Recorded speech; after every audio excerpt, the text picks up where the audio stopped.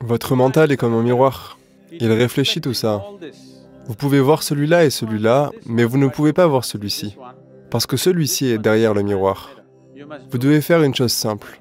En quelques jours, vous serez de l'autre côté du miroir.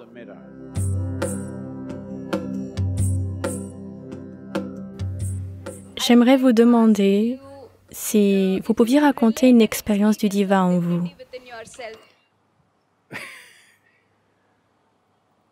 C'est comme ça. La raison pour laquelle ça n'est pas entré dans l'expérience de tout le monde, c'est parce que tout le monde croit quelque chose. La seule chose que j'ai faite avec moi, c'est que je suis resté inéduqué. Exactement comme quand j'étais tout petit. Je suis resté pareil dans mon mental. Rien. Dans le sens où rester inéduqué n'est pas facile.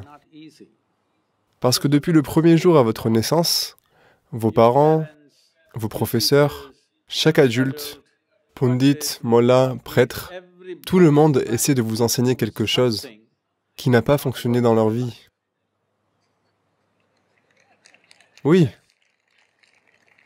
C'est très simple de vérifier si ça a marché dans leur vie ou non. Supposons que vous ayez un enfant à la maison, de 3, 4, 5 ans. Entre vous et l'enfant, qui est le plus joyeux? Qui devrait être le conseiller de vie? Les malheureux ou les joyeux?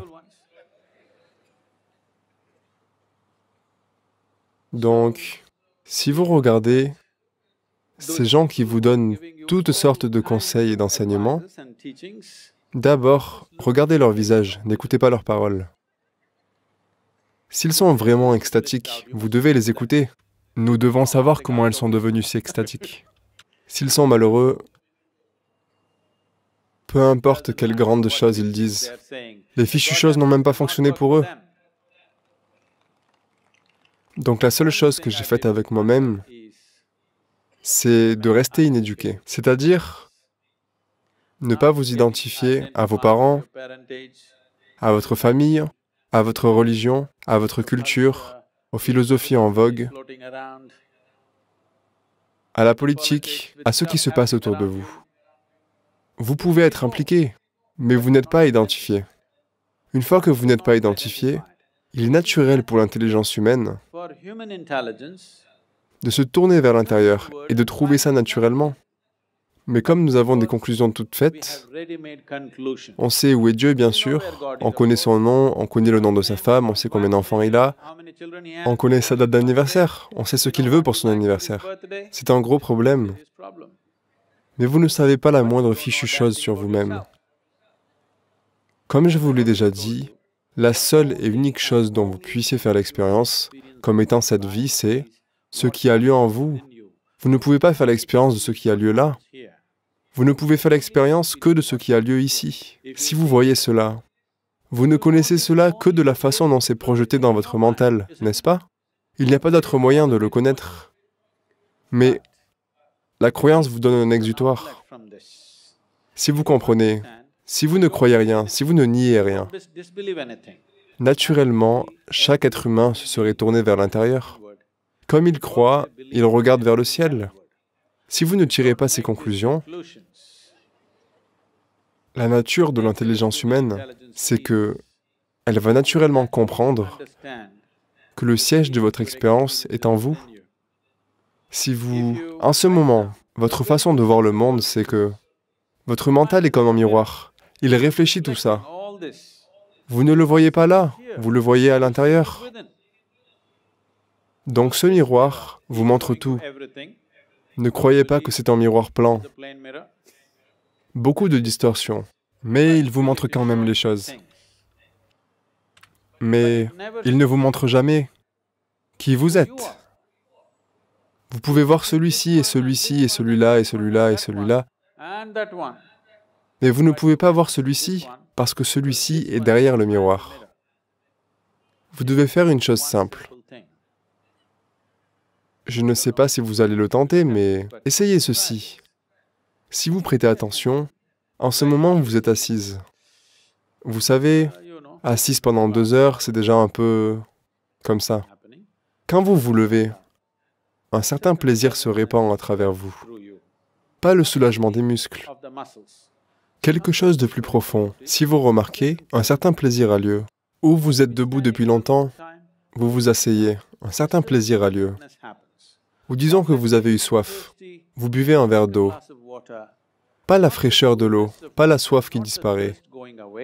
Bien plus profondément, une sensation agréable a lieu. Vous vous allongez dans votre lit après une journée bien remplie. Vous verrez qu'un certain plaisir se répand à travers vous. Vous vous réveillez le matin, un certain plaisir se répand à travers vous. Comme vous êtes dans un état constant, comme je l'ai dit, de diarrhée mentale, vous ne remarquez rien. Ce que je dis, c'est prêtez un peu attention. Aujourd'hui, quand vous rentrez chez vous pour dîner, ou que vous alliez pour dîner, vous êtes une jeune femme, donc je vous laisse choisir, ou que vous y allez pour dîner, ne mangez pas avant d'avoir vraiment faim. Puis, la nourriture est servie. Attendez. Vous voulez vraiment manger maintenant? Attendez 2 minutes. Regardez seulement la nourriture. Attendez. Ensuite, mangez doucement. Quand la nourriture entre en vous, vous verrez que le corps tout entier réagit d'une certaine manière. Un certain plaisir se répand à travers vous. Continuez à prêter attention à cela. Pour l'instant, ce n'est pas que vous soyez complètement ignorante de cela, mais en général, la plupart des gens ne restent pas avec cette sensation agréable plus de 2 ou 3 secondes. Vous arrivez à y rester, disons 12 à 15 secondes. Dans quelques jours, vous serez de l'autre côté du miroir. Et vous ne me poserez pas cette question. Vous saurez ce que ça veut dire de vivre avec le divin. En ce moment, vous vivez du mauvais côté du miroir. Vous voyez des tas d'images, un kaléidoscope. Mais vous ne pouvez jamais vous voir vous-même ou la nature de votre existence.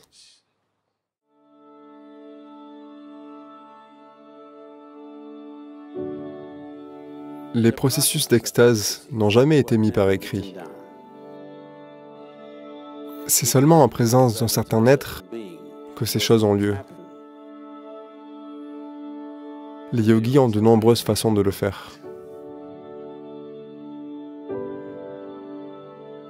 Certains nadis dans le système, si vous les activez, vous allez être extatique. Si cette humanité déborde, alors le divin viendra vous chercher.